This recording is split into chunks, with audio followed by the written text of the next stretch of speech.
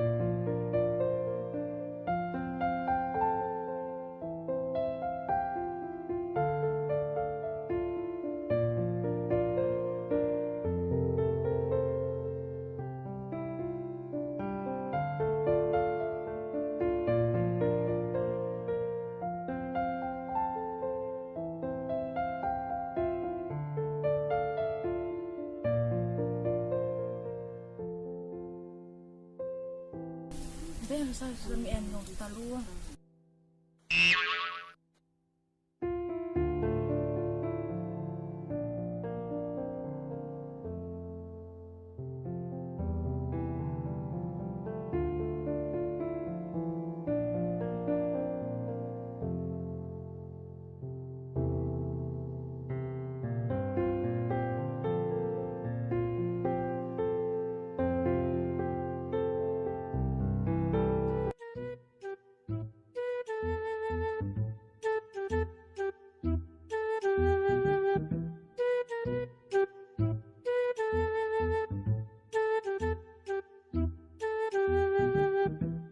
Baik, nomor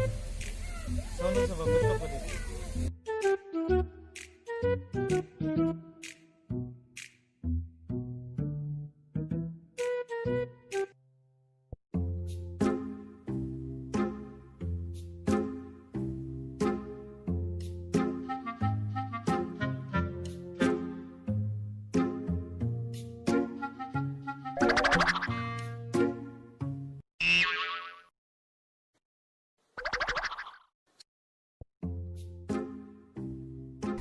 Bayi, ini lo ngai tu le. Yung ko may karunay la kanan dik may na.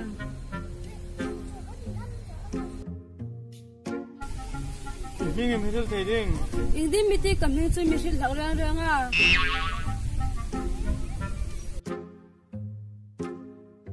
Kasi nolay ta sa kandon sen no.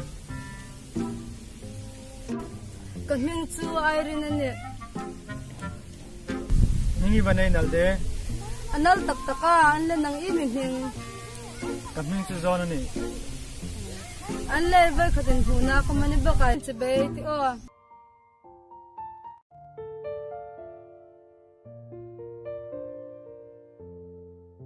bay thopi ta ngay tin ta anla uzon maksan phak kan te chani dang len huna kai o Oleh no rasa.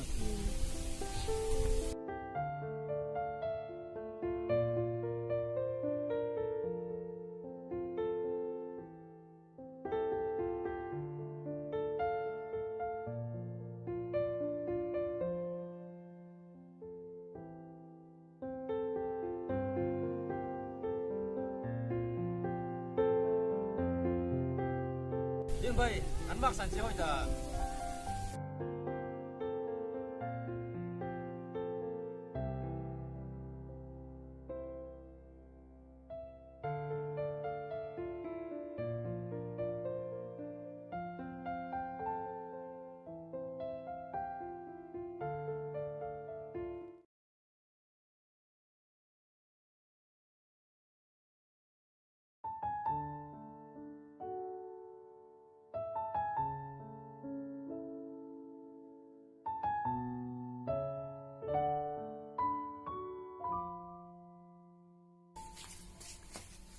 No, với gian xin vào mình sốt thế, lâu gian đây cái rình ta.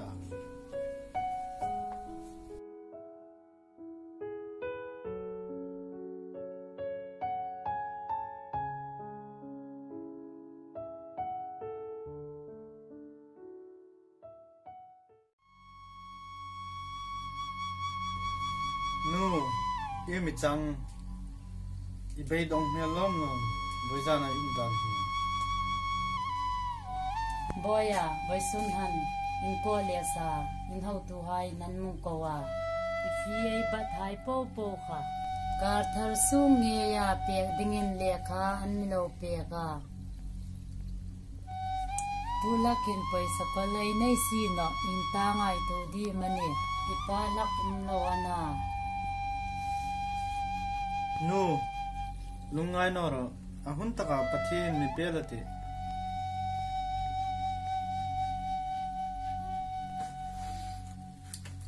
Boya, nakon bazal tara, zinkari koles pe dingin hupaliti.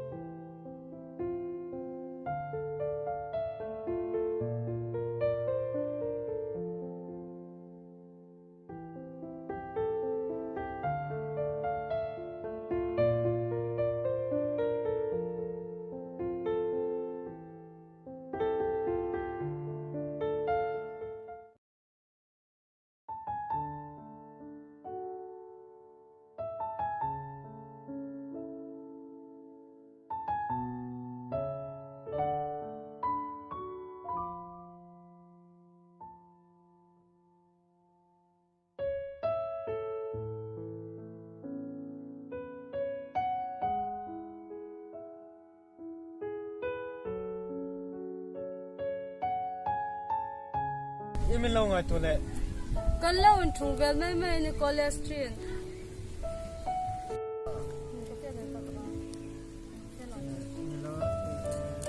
Bay, phía ni kan lay na sa pera kan pe.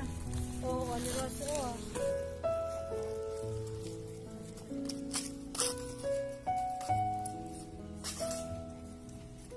Masun sa irun utan sa peke.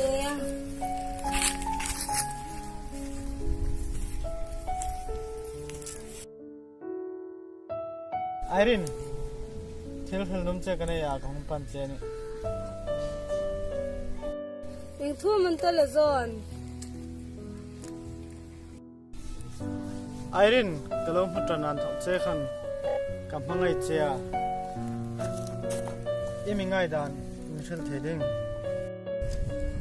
Zon ay ba katin huna chawa, mangai nga chu mangai na indik chi di man. O kampang ai tak chen nom Irene. Zon misal sak chu anin nan no. O kasi sak no che. Kati tak tak ani. Iti tak tak ani chun pom thei ka che. Kati tak tak am nom. Kampang ai che.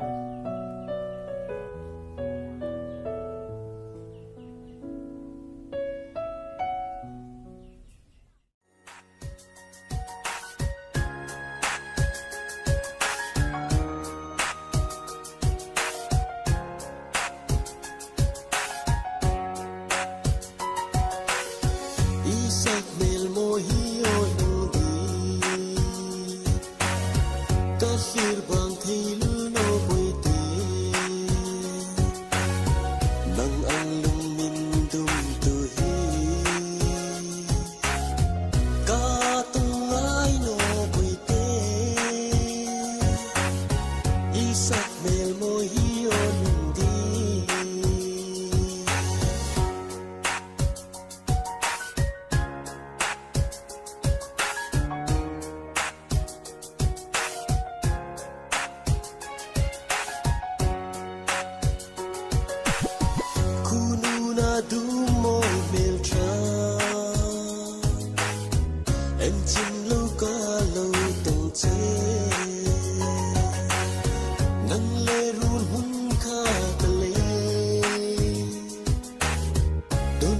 kanum nge boite nang ang lung min dum tuhi ka tungai no boite isak vel mo hiyon di lung lai ru ka hin lung di ngil ni re ni thino min ngil big no la boite isun ngai an ring now hi nang ang lung min dum tu hi ka tum ngai no boite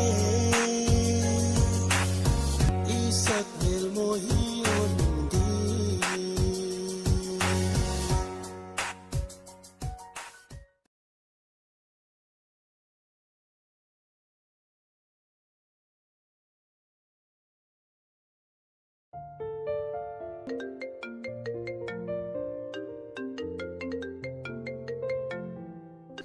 Hello?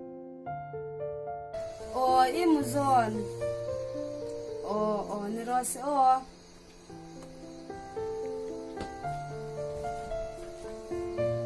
Bay tum zon chu. Kangai zong pa ni khati. Rose nang tula hi ngai zong inai no ni. O airin ngai zong chukal nei nu no phar ni in chukla eilan ni leiin Bay an lei nu le pan pasal lei dengan ti chen na a. o an meeting e na chukai kala nun pek ma dit no sa pasal nei ding hi kanum no ni ing angin ho sa hai sin la khom pasal i bai khat chawai nei ding ani leiin ami mangai tu ding le ami lung si tu ding ka zong ani Rose singang pasal mi zong chu. pasal di zong chu mi fel daw ni sin la ju don ngai la lo pa si sin la khom poi ka tin no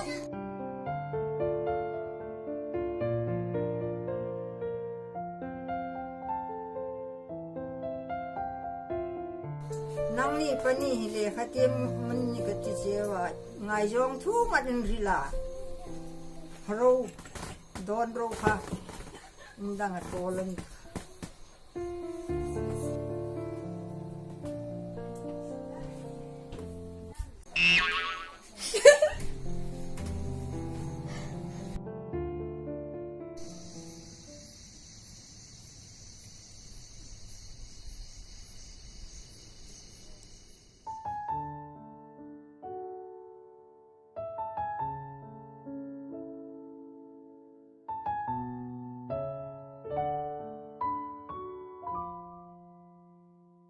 ubui lo fa kan ta Oh, kalau fakti.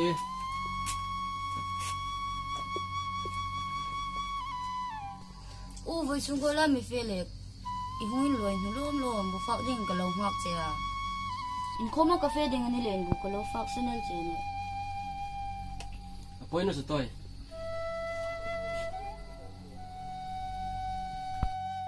ubui khat khat chunang khomin khomi tum hlak tala Kan kom no hmar angin kom thole hun to kan a toi. chungel chuni thei tim u mi sim hi adam song ding tu ko mayum na ai sing na hi ai ta an no a mi sim hi voi khat thiding vong ai nia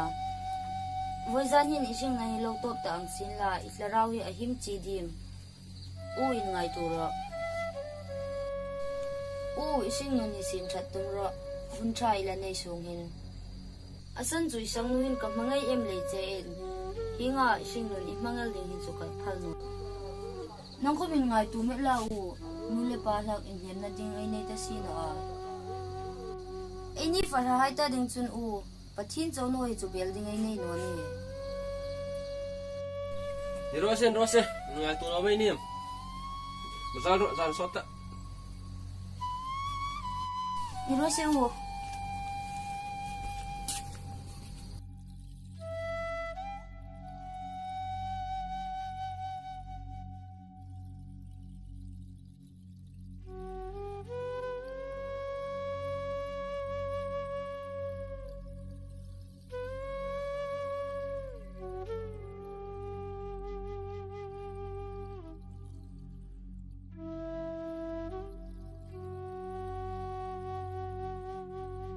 olalpa voizan hin panei lo hai pa nu nei lo hai nu kan nei lei che in lom thu ka shil che ani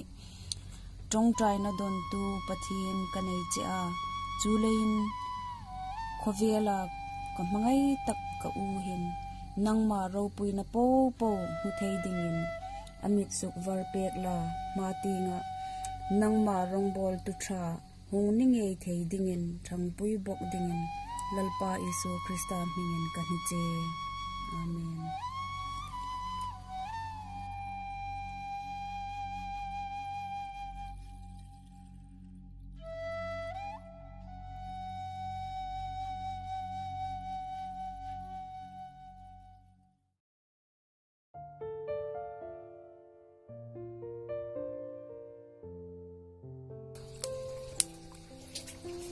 Arin yung mo. Ngon thura kalom talu kalura lai lai tak hunga zon Thưa mình tale ilong rula kalon lang kitche.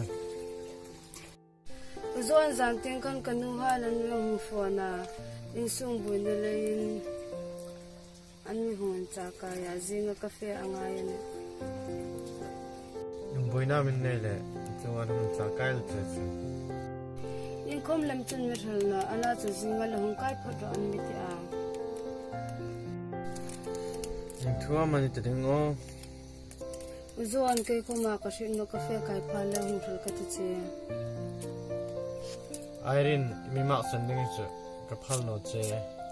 Amiru tse. Inu hai nan hun chakay tse de siya. Yom hleta. Amiru tse. Kodam huna umla khom. Kampang ay ban tse he. Say hunga noro. zon chunga mangai na darme me chen ka mangai no che thi chuna ring dinga ka mangai na che he kan han che an non Su nga iti ni chen. Kaya kami ta dingin ring takin lo kata. Yung kirno hunding tse. Lo clear zing kati. ni e ozon lo lungai thok ngora ka hung ke no khona lim daw ne le le no dengan non Ano le zinga jin su ding ni lein. Jing ka thon ma ingaya. Kaya kami chunil tang tiwa. ole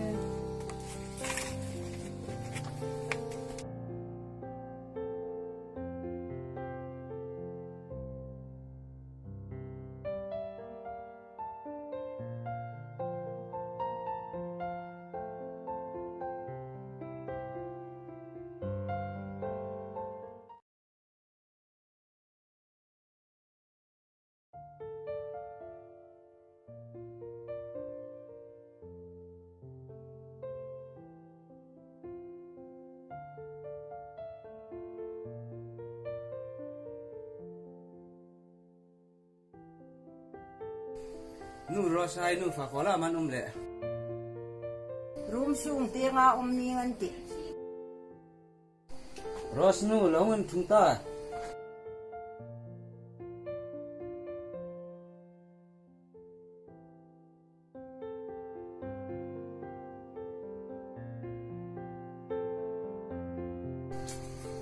moi e naw nu e karol pa bik sang anaw pa nu mai dingin an lo be sia ting po kom ni sin la ke ka kan ka thu ka poyal thina a pi le a nu le lahungin bing kan ta ka tia kong ma sanela na nang ni ning tinam ngai da nin nei o ai naw nu pasal ding sun dit puya uman no doctor sin celani bok yung po hom na sin la ai naw nu ro sunga in khan ani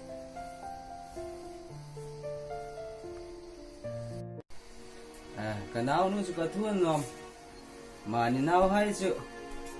ei chunga si ding ni lawa o ke le nangin thai ti chu apom ding ani la ni thil tam ding lawa ei naw hai chei thu thuan nom chong chini lo era ma nang khomine no san sakei pu ka nam lu thai sin la che nom chi ding amani in ngai tu ro Pathienin naw rilara malsomna pakhat apek sia adam sunga limdan dingai tu pek lem dinga kananu chu ka thu ni tivel mo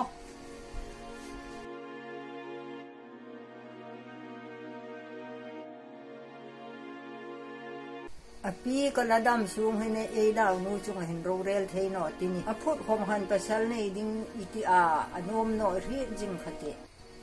nu ana la trong chi te tong tok taro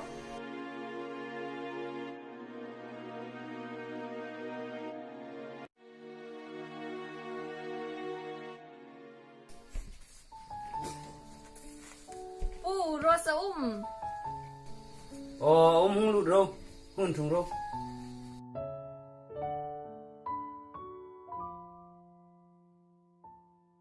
tôi nu irol hai nung tai boy nu nang tu nau ta kamin tali ka ju khri ching no ba sia zawi naw kan ni e ari ngai jiti ana ilo nu ha talom lom zovin hing rol hi naw nu ha ani ding komin karing no boy nu nang ka mu ai no sia tu na ba min le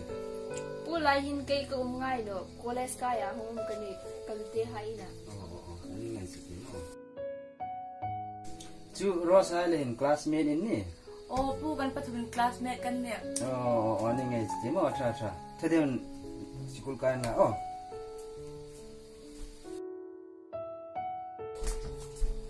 bai he fiang hale tiu daran fu kan ta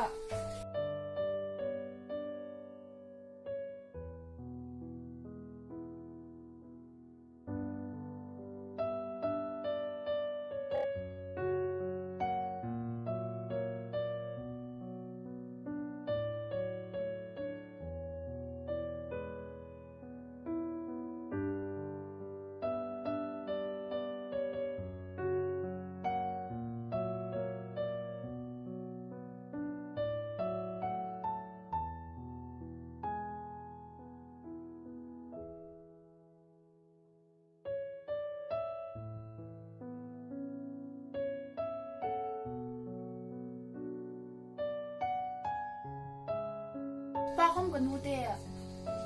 ngai por committee dengan te alo hungin bang ni ngate kumpul ro rel dengan ti ni ngate toy nang inu hai ayang tika man hungin trin ding kasin no pa ka rule hai in computer class an lak ke hom ka lak nu ve latala ilak no man le im poisa be donga mane be dong no ro poisa inchuk nom chen inchuk digan nom computer class kom ni rose in class kom ni rose ilak nom pho chin poisa tiang chi eng kom boi na ding om no ka pa hi chu fel thei ni ong boy nu isi nan thokin iti tin kan tircha idip dit kan tho pek cha nang khom voi khat ding in nung ha ubien ta ising nun hi fiam khur ta ga imang ding kadit ani chun kan thu lovin ngai jong khomine ding an no eng tik lai khomin inu le pa lungril na zonga ding an no ni shiram boy nu ni ro se pa good girl pa la hung zal ta ka ti inu le kan pun hum kha lo pha sala lo sim fel la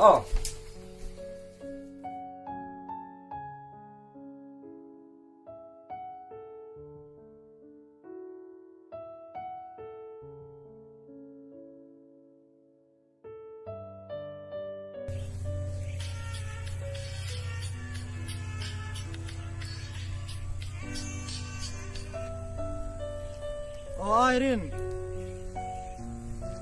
Kalung rele umlai takin mung phone kangai tu lutat se.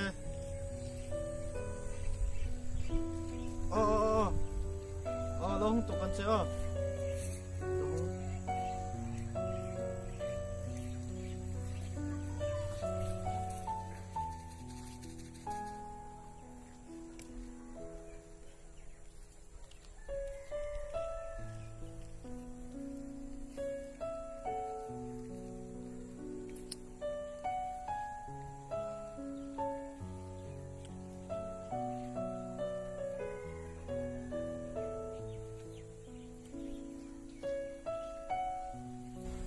ilung la ilong ngainat chu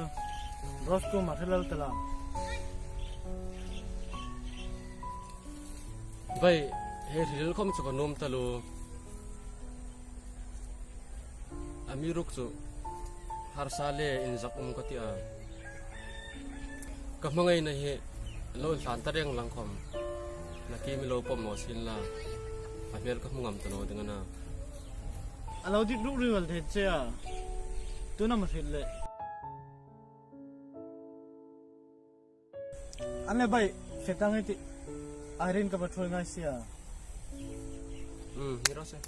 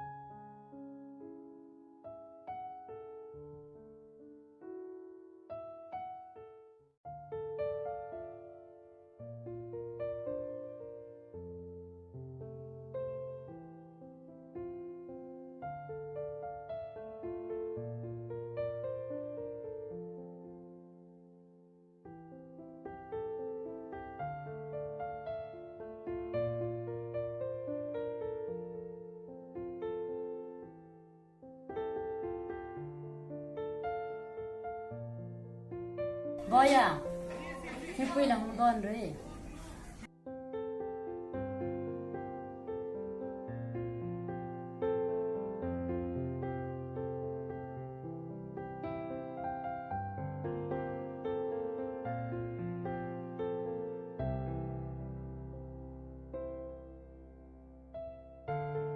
Boya, inchung na he, nandule, kademai takin,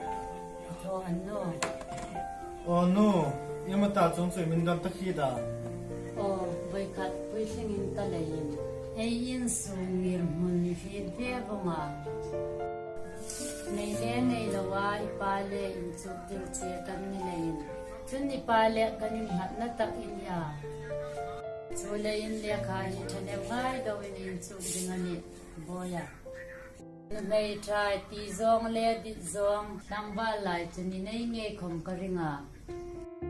Lo nei ani khomin boya. Ayin sung le in ngain mangai tu. Nungoi taka ayin sunga thei ding ang chi. Izong lem ding ani oh boy. ninge no nim no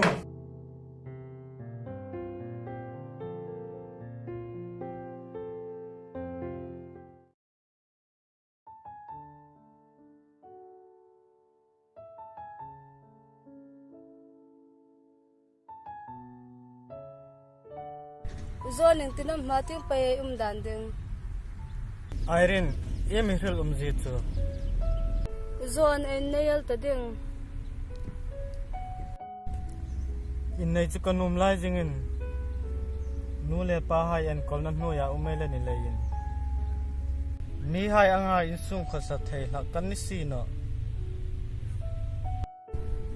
chu lein lan chu phorei ta ai ni ke a inge thei ma chu in nei chu la hil no phorei ti iron O ni rose o zon ni ti dan ni rose.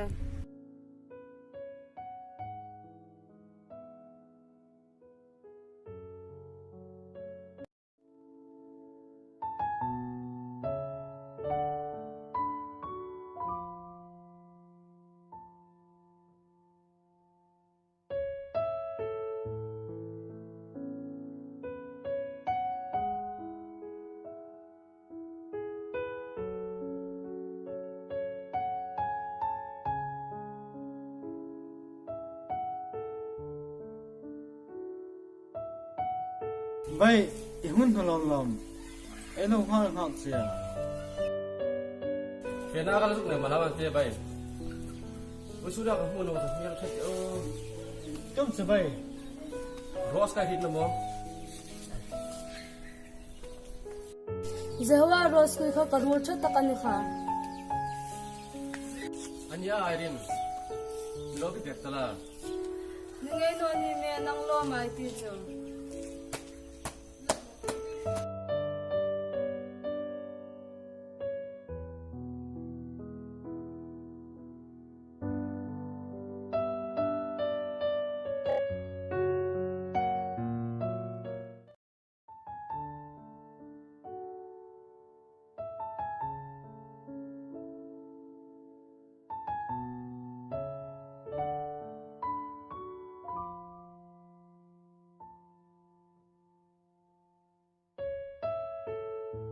Rose mi thole hungngen ani bai ihum ka thola hungngen thungra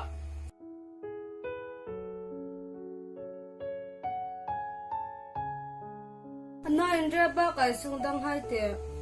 office ka pa fe a kanu chu bazar ka ya fe Rose thil thil num che kana ya ka hum pan che ne ing thu man tale irin Rose Vaizan Khan kan in a zon le Zehawa an hung le nga kan ho lim na Zehawa chun tra ati tuhai che amishula ala chu Rose kan thit der ngam si na amiti peka Zehawa in milo shul peka amiti peka tu chan chin thul de nga chu hung kan e mi ngai dan irin kasunghain pasal nei dingin ko ni lain mi lang ti ta kay kalaw dum pe ngai na amirup chu Zehawai ka mu pura to na fel nel ka ti re ngani lawin mangin lawn ngai zong re ngin nang khom ka pa hal mi ki pui ro ding ti ka shi lei ani asan chu an ngir huna har sa si a bai ing pau khom ni sin la nang in zinga in hu pui reng la thil da ngai khom nang in thil la thalamate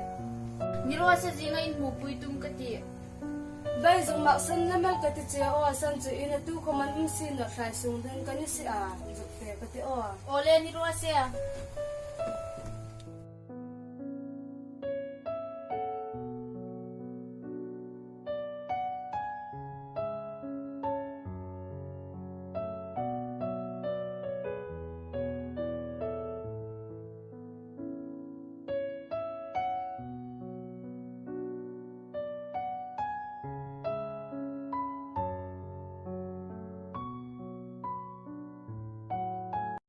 ros in hung peka ka lom tak se dani Zehawa ka hungne a chu hing ang hini kam ge hun chu nang hi kam mangai no che ka lungin si no che ani der no ka sunghain ka pasal dingan lo big sa bong ani talain ka lungklung na ni no sin la khom nulia pa hi nuya ai Pathien an ngielin chuba ka ami charlin tu an ngielin an tong sel har sa ka ti ros chungring got chu tamsunga dit lo kuma ding chun inzum chi mani Zehawa chel hela nang hi komin lo kop lam che ko kasunga hi ichunga hil ni lo tak le moi lo tak in ko sa palanta kalungril na ding mai ni limati ros nang kam ngai le che hin ingkim tur hum kan zu mani kovel moi na le thau sakna su hai du thu sam angin lo Pathien no lang che khom kanai sun kam ngai na le ka hring na hi thi chena dingin ita dingin kan san le man nom ros Zehawa ingkim tho thei Pathien chunga in ngat ai ta ama in rem ati ni chun ko eng ala hung in her suk ding chu ring na in ngak le mai ti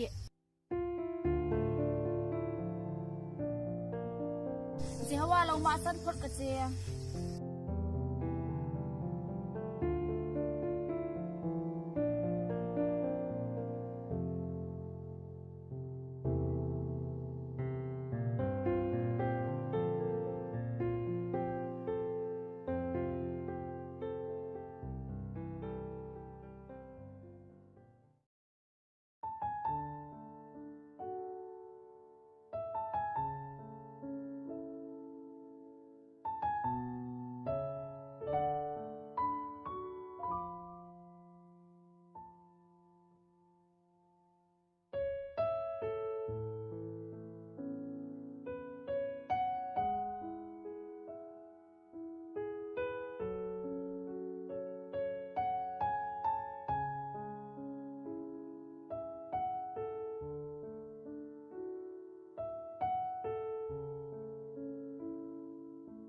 Rose le lin big na chu im chan chin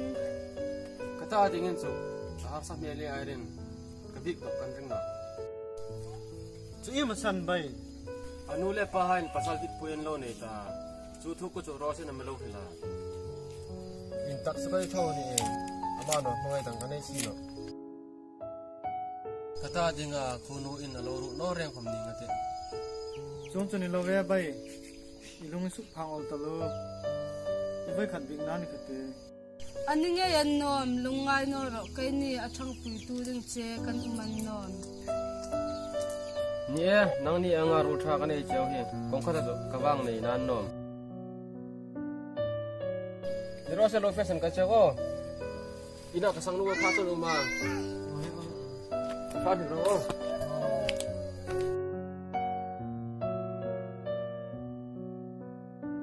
ai rol pa he Rose atading chun rem katipui ra no re ngani asam chu anni mi hausa naw ni bo anni hai chan dit khom sam tang ta chu baga Rose pa le anu hin dit pui no re re ngam ti ai rol pa he aninge uzon ai thei topin hang su phatai ta ai thei ba ka Pathien uman nom ami thang pui tu ding Pathien umpuya ta ai rul pa he Pathien ram la hung ru pek telate ni Rose an iron hai feng ka de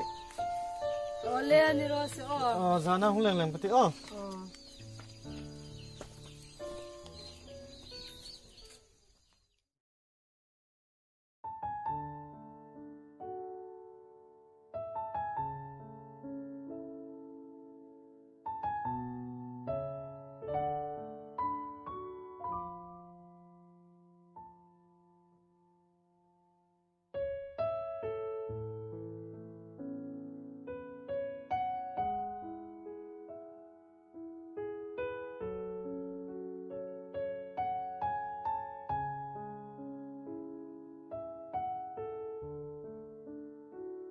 Ting pui don nu pui lo wa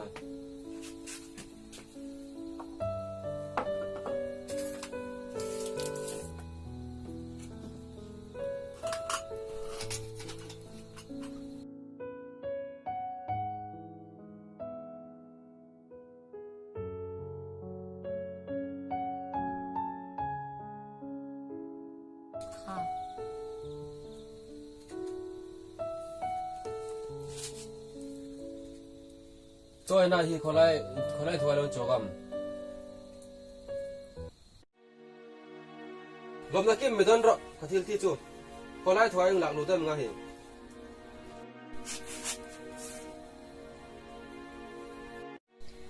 mi hal no ro e in sungar sa ji ko shit via kay kom voice ka thei ang in kalon lo ve elani e pan sak hai pun so ba kalon lo kalon lo moi ti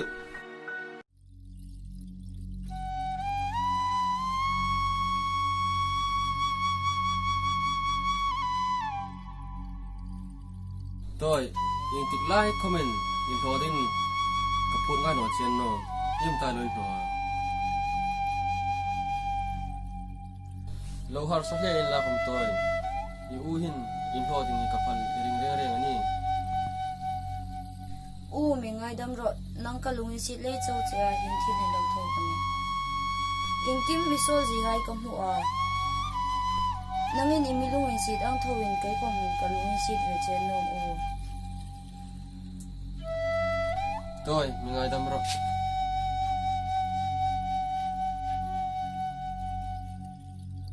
ka ri thiam che ami ruk chu nang no chu khabe la hin in he ma ding dang ka ne tan wa rim sitak le har sataka ding chu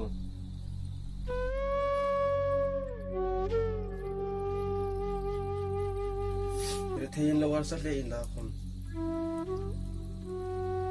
in ho ding ka pha no le chom ni toy chan su no le pa mo phuna ka chungai kan ni ta le pa ka va hang lom nge de o in lom no ma u thatak le fel tak in pe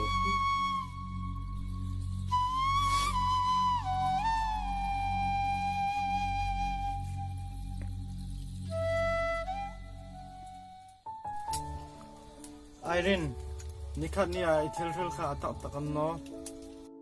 o tak takane ana chu isung hai ti zong kan chi di mane nilove ai kadit chu kasung hai di dana kamhangai chu kasung hai mangai ni khang tinga chu bu no ro uzon nangen chunga iti ni chun thale ram iti hun huna ni el ro se kalom talu ai chunga thale ram ka ti hunai don pe the ding ni chu zone rul pa ka chalung si tum thowe a chan te kha e thei top chun hang thang pui phat ding chun ni no ni ani nge mo rosi alung ril pom pon lo mangai talak lo si thei top chun hang thang pui phat no me ni no le voijan adin mang thap phare ti a tin pe ka ti a ole ni ro se mang tha o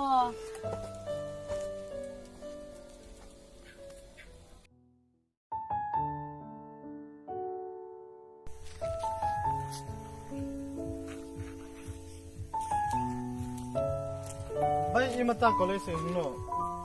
ka zong ngat chia la hin imilo thole Wasen so koman hoirak no kong kai no ni bai. bai kha me tum ngai no ro kei ba a haching tu che hi ngai non hai thil ni thailo ding ngai tu a idong rel isu sol be la im tang kai na bai ros nak chu mi tan ta sia chu ba kan ni hai chu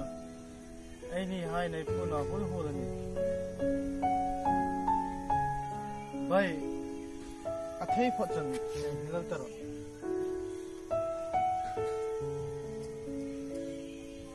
Bai thei hil katum nas ta lo ka thei hil tum po le ka phai na hi azul deu deu angan ka hita sin khom kata dinga khun ro na lo ni ve sin chan to ka lung su oi chu atul din da hi bai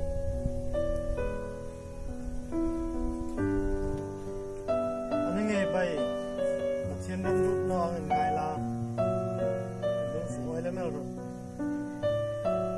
tra fe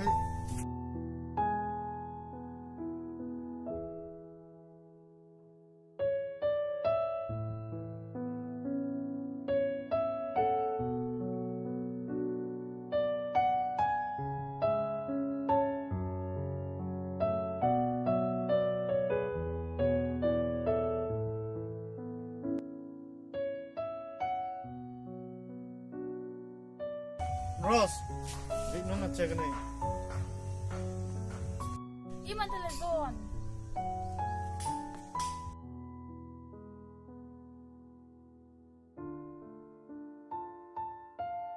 Zon imi mi big num na san chua. Ross, nang khoma I hit karing thawa.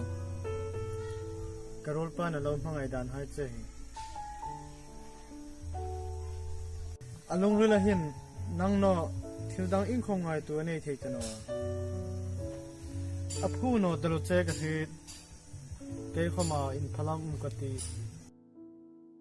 Amiru chu anlo thul talak angin mangai na himit dal alo ni si Ross yang kim Pathien chungan hareta athai ram chun karul pa je hawa he sula apil mangma hin nungin si takin Pathien hmingin mithang pui ram Zon kay khomin irul pa hi lungril ru tak chun kalau mangai ve an no. Sin khom kanule ka pa tong ka sel ngam si no. Ana chu hi nga je hawa in hringnun apang elding hi chu ka phal si no. yung po kon sin la Ross karul pa je hawa chunga hin chu Pathien le nang chunga inhat anita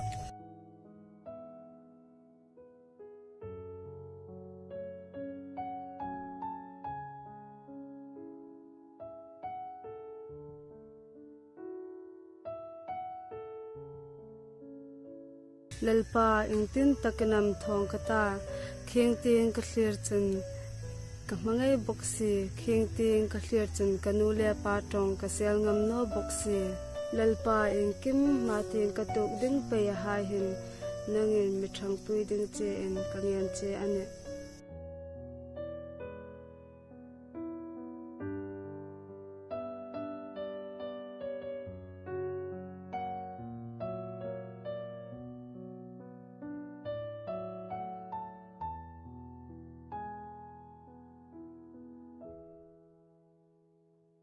Zewa imi mangai na der mai chawan non no. Niloweros ngaina dermei misun kalau mangai no chen no mangai tak taka kalau mangai jam seni if mangai na chow no hin churos ka hringnun him thei ngai no ni Chung tu nilawe zewa kai hin na ding mungai no tini Pathien chow no chun ko vel hin na ding mungai no tini zewa hinga ising mang ding hi ka phal si no kanule ka pa hai tong ma ka sel ngam si no nang ke en che la kalungin si box si che ingtin ta inam kai kham ka juk tho chung ve ding nuya ai Pathien chu ai nule ai pa hi anna nule pathu zom hi ai bible chun nuya dam so na ni ati box si akholem him ka tlanglem ta ding nang hinga sing nu ni mangal ding hi ka phal si no ingtinam ka tho chung ding che hawa misil ro Ros ing po hom ni sin la ka mangai na che hi mirthim pek phot la ei ma ting hringnun ding chu Pathien chunga in hat podai te zewa hinglom lo mai milo mangai hi chu kata dinga Pathien rem ru khom chu ni tang ti zewa ing po khom ni sin la ka mangai na hi ita ding kan nan Ros kalom talo boisun ni hinju ka hmingtak zetane Pathien chunga le nanga chunga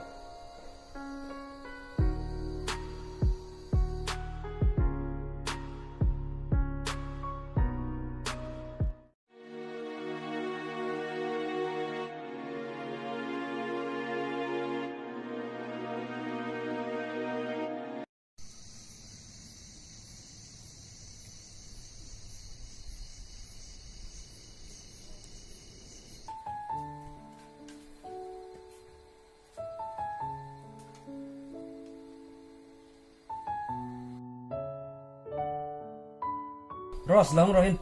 long thung rohin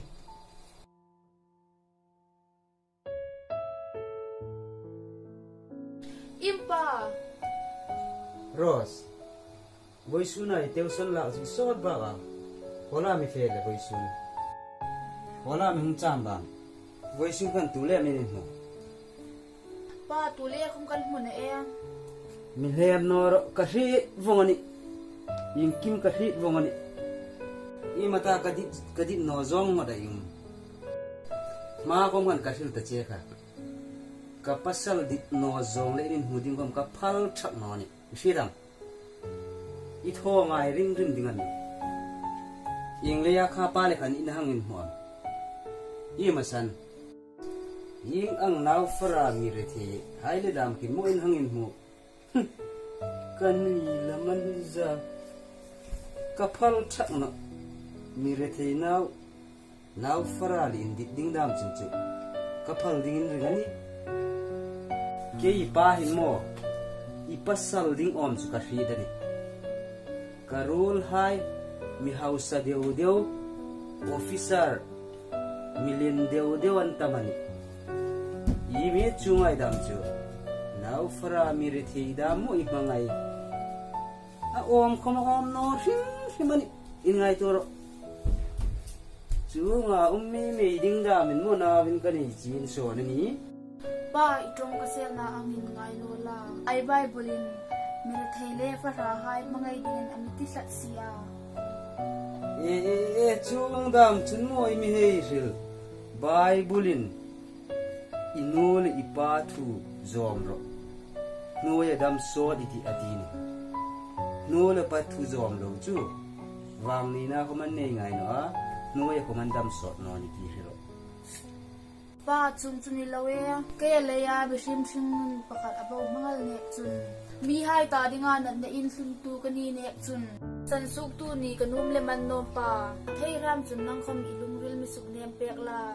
pa je hawa he pathinin huya ka pui ding nge ya abilau rut pe angin ka nga ya asing nun pil mangal ding ni sin that ve kanuma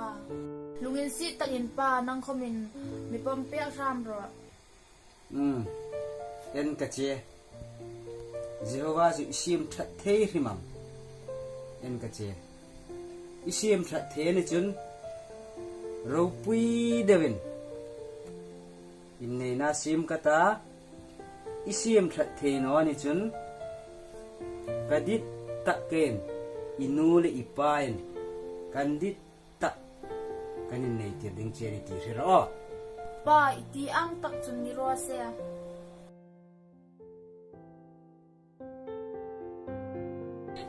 Kanao no he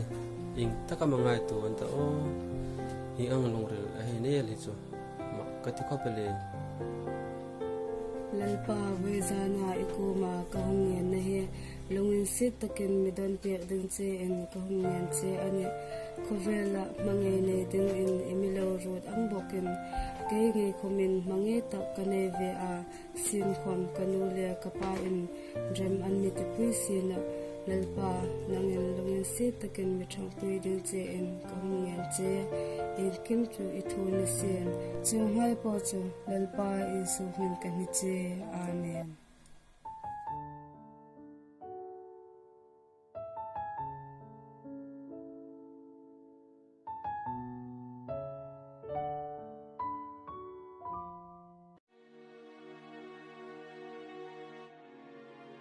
lom na kim yu Jehovah khola ma fe khola ma omle e pui hungani muin thungro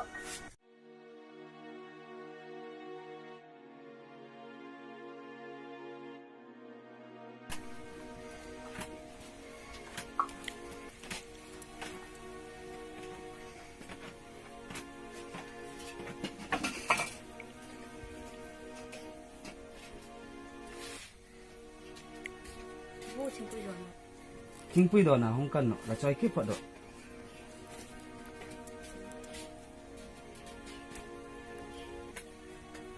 pu imi hungai tu tale lom na kim u pa Jehovah he lo hril thar o kanau nu ro si voi khat khom loin hu pui tan ro se ka phal do ni an no chun ata dingin atha no dingani achung rik na dingani thadon lo hril pek ro nang ni mere thei nau fara hai nei dingin kanau nu ka phal thak no ni athei ko ma thei no hrim hrimani mi bong in khom thluk lo da min hlu a mo in di in hei suksa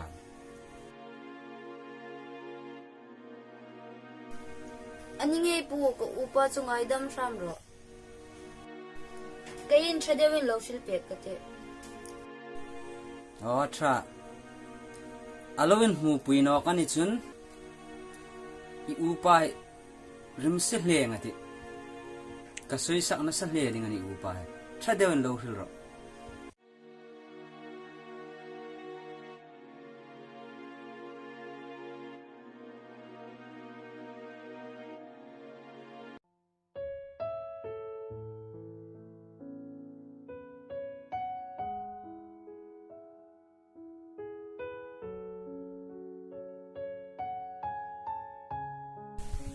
Ros big num na che kana ya kalong ha kal che ni in manding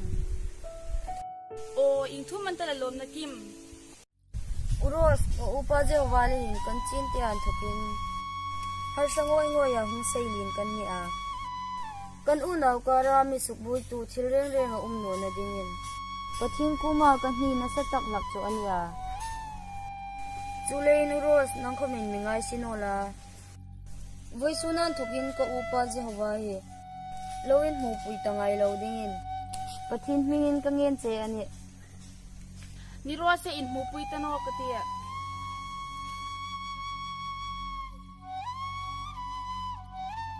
uros mingai dam ram ro ipa trong bau he ka upa ka tri pu le cheu ani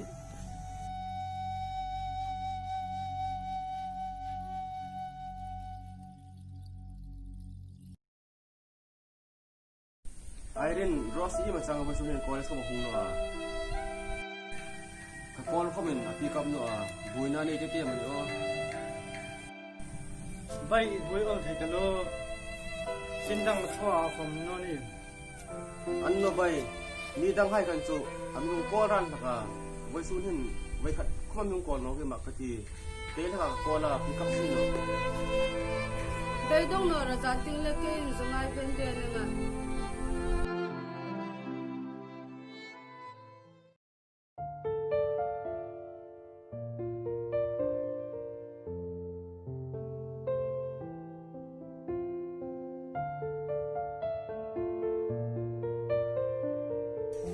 uzon kalung pan che ni o in thu man tele hon thu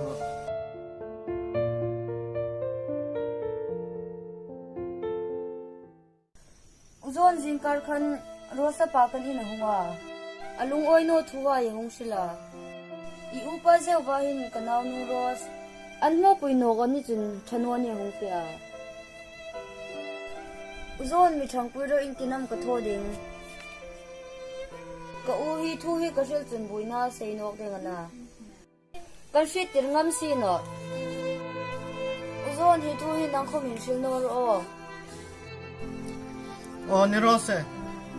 idung ru sol na ro kai ka man nom in khom boi na ding no na han loi phat la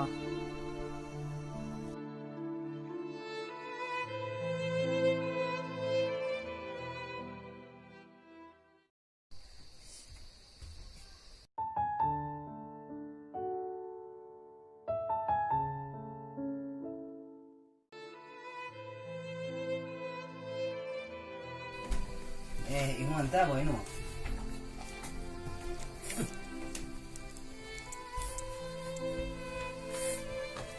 boy no boy sun chi ba him no de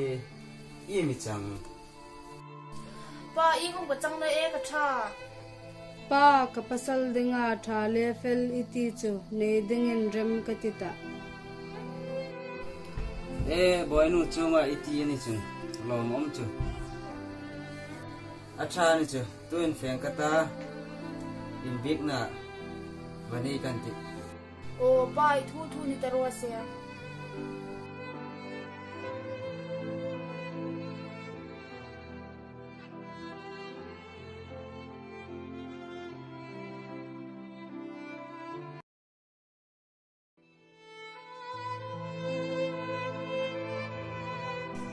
lom na Ross ko mai metin pe Iu pa hi imilo bungai ka sona so imilo bungai on ti mo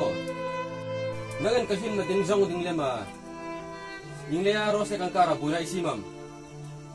hinga iu pa hi ka him inum si no sun bosuna ding mak santa ka che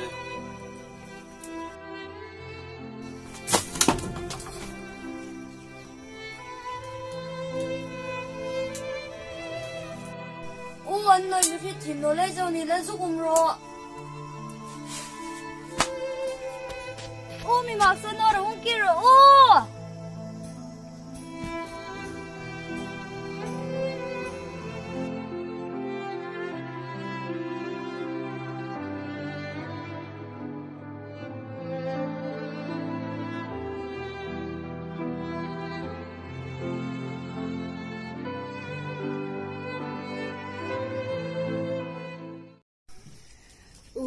tinam ichang loin ka hun le ni hai mong kata o lungin si takin hun ki ram ro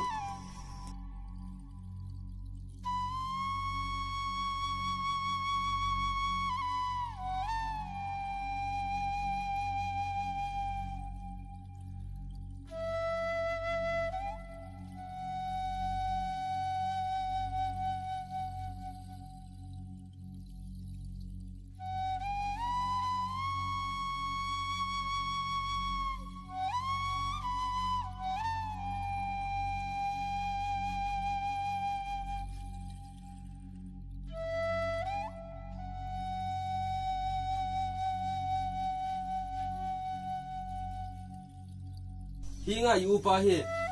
ka hi minum si lo sun gosunan tin mak san ta ka che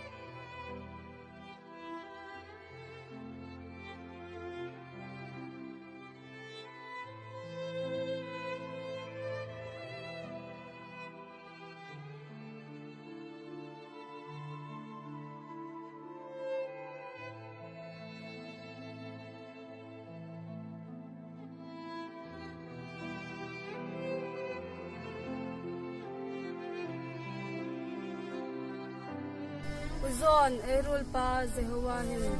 asang nuin alo bora sanhe ashit pachun intlawmngaina atur ting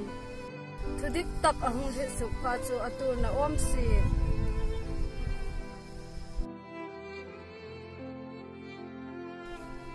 Jawahi khalan huna umsin na khum kazong do ngai ni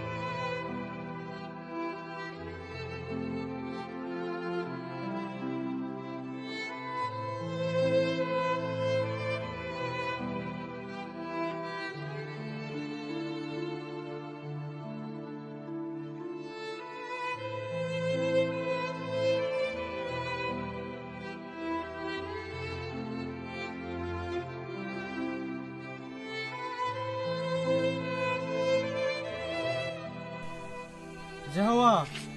Khalchan Sathumsun Khalami Khalami Thamral pai ka sang no khala mo Yem Chulumji Ifin Haka Sangnui Maksan Thilum Dan Thulkache Jawa Isangnun Thu Ipkading na min puisia Anacho Vaisunni hlak au tho che ngai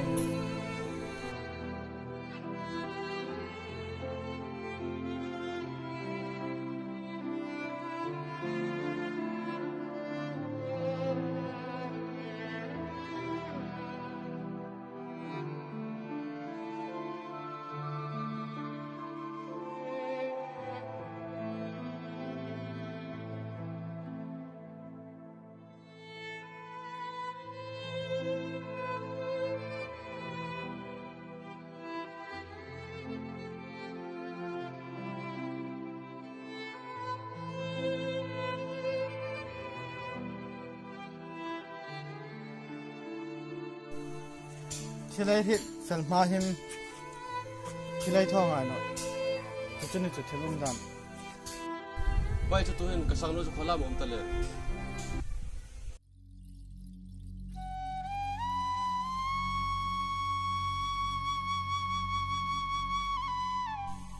isang nun chatun rama milon loi san unta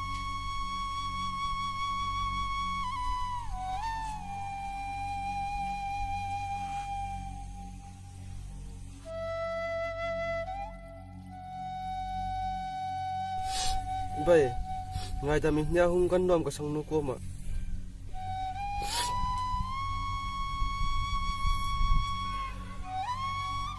hinga amilo bor san ding bai ka lo ring ngai no a kapan sir te o ka sang no ko lo ma ka san tan kha ni ngai dam ro toy ngai dam ro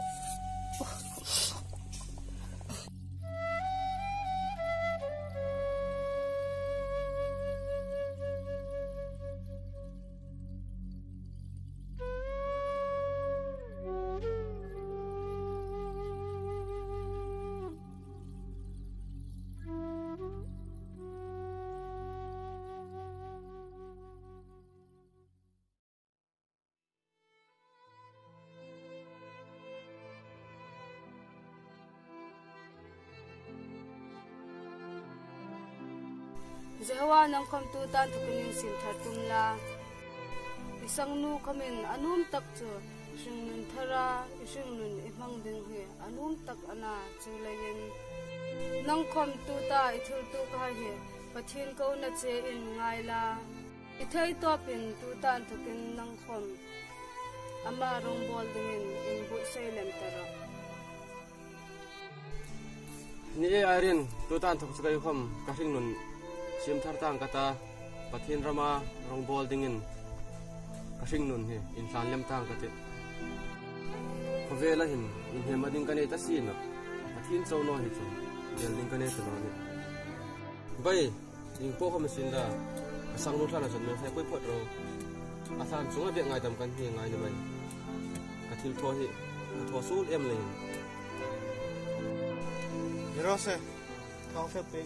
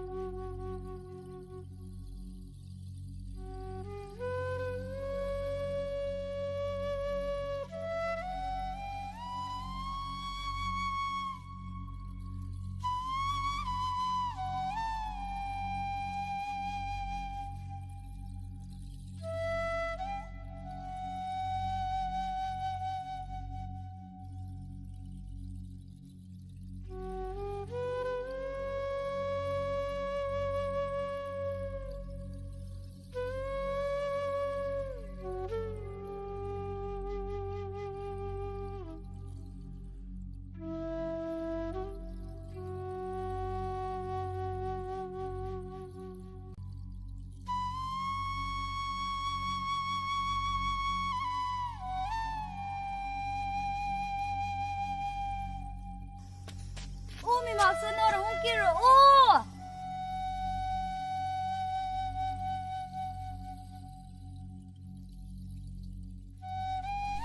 nangin imilung in sit ang thawin kai khom hin kalung in sit ve chen nom u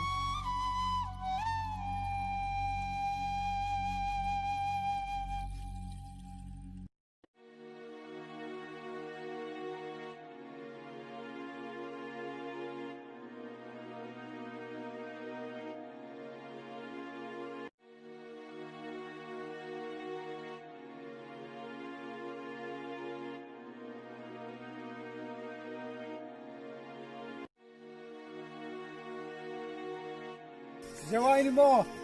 Oh, kani. Ros ngai zong pa. Inal khom hi inal thau hi ti mo. Karing no bak de ni lo ju thean ti ham en ta hi. Ros ngai zong pa ni. Ros hi tu mani riet nom. Kanu mei ding ani he. Wai kat komin mu pui ta ngai no ro riet. Injak komin jak no re re. Yemi son ke hi. Kamabulahin, ihungin klar ngam reng-renga. Rodam su kata tihi. Baisunan token irit ding. Red.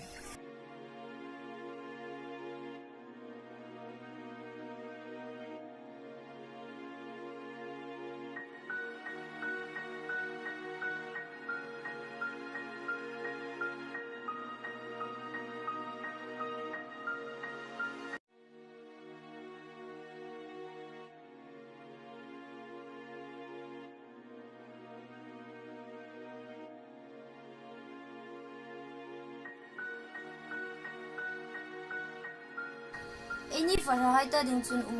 Pathien chau no hi chu building ai nei no ni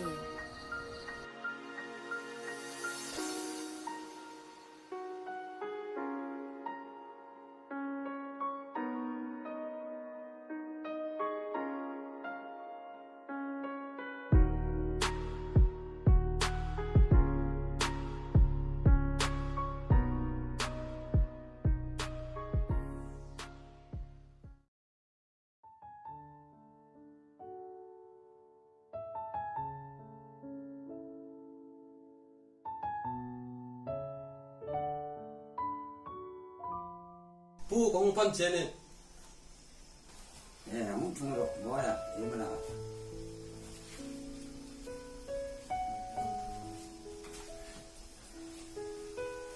yung thu mana boya myong pan na san chu pu har sat na kane ni kanu na hin lim na ding reng ka hun a yim ita ngata pu asan ani lo mo ngone ino na lim na imu ne no o ine no na san chu Pathien thu toi tir sileita chu taka thok chen ngun the chi ka pe sia Pathien thu toi ti ngai tha ngai ti ibao ni su chalal pa ni ti itana michila an thoka Pathien na kai tho ti ilung rila iring phot chan sandamin umiti mi hain alung rilin antana felna an mulak bawinan trana sandam nan mo bokla ani atia HRINGNUN he Pathien ta dinga en bang then ding le nun lim na emu then ding chen ama emu ching anga ya emu ching chau ne lawin e ba wa e trana nga ya Krista thi na kha e nong rile a ari kha e ba wa e trana nga ya chu tan tu le chu ring zo tu ha chu samung nan ne ya annu na lim nan ne ya rong bol na tin renga khom trang kai tak lok tak en rong an bol thele chu len nang khom tu tan thokin Isu Krista chu ilal pa isandam tu ni ti ilung rila irenga ibawa itan ngam hot ane chun hui taken chan chen tha khom su thei ta samung na nei ta lim na nei ta lom na nei ta ithona tapot akan ilung rel chanin hoi ting eta chan chen tha pong dan na khom sen la in pak na ra sak na khom sen la mi hai ko ma chan chen tha ril na khom sen la hi imun dik pot ane chun ita ding alam pui thata ane ding na cholein ilung relin Krista thi na chu ka ai nge ya thi ni ti iringa ibawa itan ngam pot chun sandam ni chu sandam na chun an thok tani fe su tan rong bol na cha lok tak in nei thei ding na samum na in nei ta ding ni hi e Pathien thu nei len chong ang ta a ring zo wa ipom man chen hi samum tak in rong bol na in nei thei ding ni ti chu e ang an sen la ipom thei a ring thei ni pon chen voi su na thok ni chang thei nga le ni ti chu e si la ni chu pu isil ang tak chun kadalle kasan dam tu dingin wesunan tukin kapomanta e boy lo un ta lo chung a ti the ni chung tong trai na ni pe ka ti che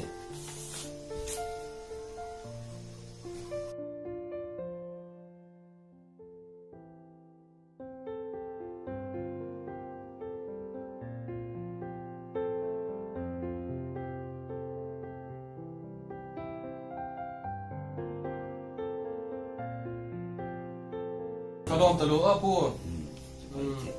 Saya hal itu apu. Alom telu.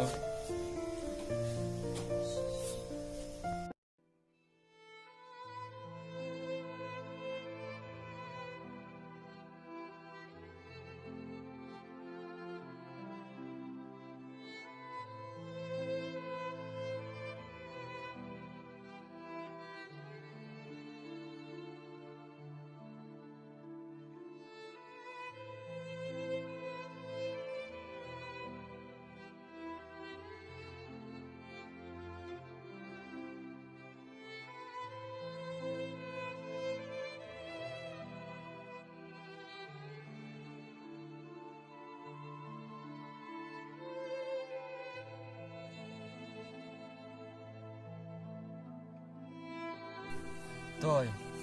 iku ma ngai dam khom ini man lawin milo li masana li chu intak kathine tôi idu thu sam le iti ang tak chun voisun ni hin kei khom voisun ni an thoken Pathien rama rong bol dingin kal ka pian sok dengan ta tôi mei ri puila chu imhe lom yan je o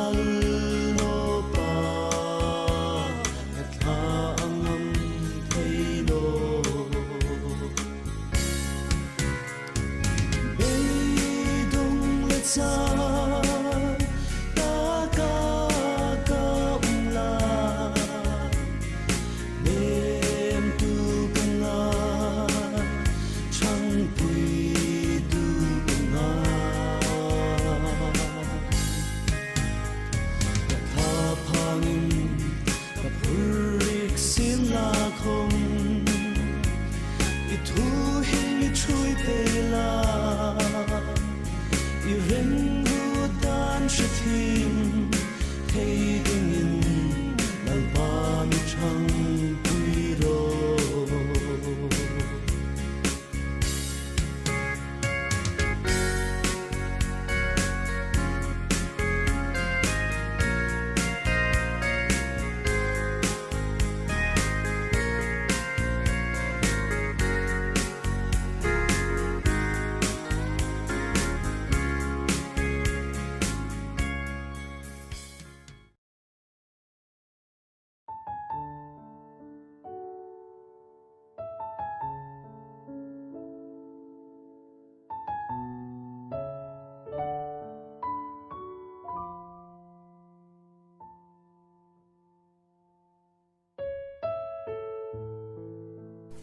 boy lu inu khola ma fele office afia la mutin lo ni ai te pe ni kom office asin to lu tam the ta lo hen ko e boy the ta lo ni pa thil num che kana ya in thu man te boy no pa je hawa chan chin ka rira missionary afia ding thu chan chin ka rira ani ai te lom pu ba ka la je wa chu chunga missionary adam lo fe tum ta chu lom pu takani pa afia ma in se wa chu bai ha chin mu pui ka num hangin mu pui la thadevin hangin hlading ani ni ro se pa ka lom ta lu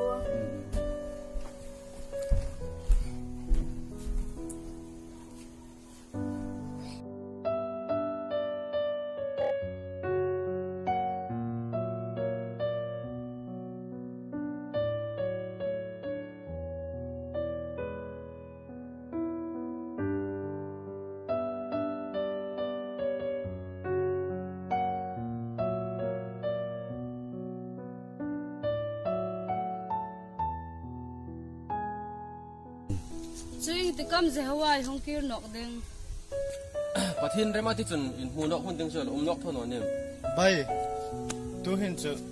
nangkhom Pathien ram rong bola fe dingin ta kolai huna na khom theng ngai nor oi ro lai chun i tong tai na khoma mong fel thak la ke ni khoma fel thak kan tik se zero se bai nani khama in thei toben trong pharan mong san thakin la ni khat chu lim le lom dawin elan hu nok ngai ding ani Pathien zar chawin ani le bai an fe ka se ke khomo kon si bai si wa Pathien thoi te chewa nani khom lo dang bong bong in la elan hu nok ngai din bai fe ka chu mong tho mong tho le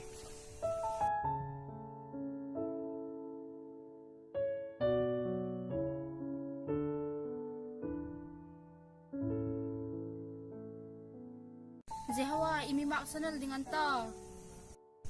Ros tu hin chu ka hring huna poimo tak chu Yesu Krista chaw hinta kadam san chu thei to pa ama rong bol hinta khovela hin kata dingin ing khom ihne mading kaneta no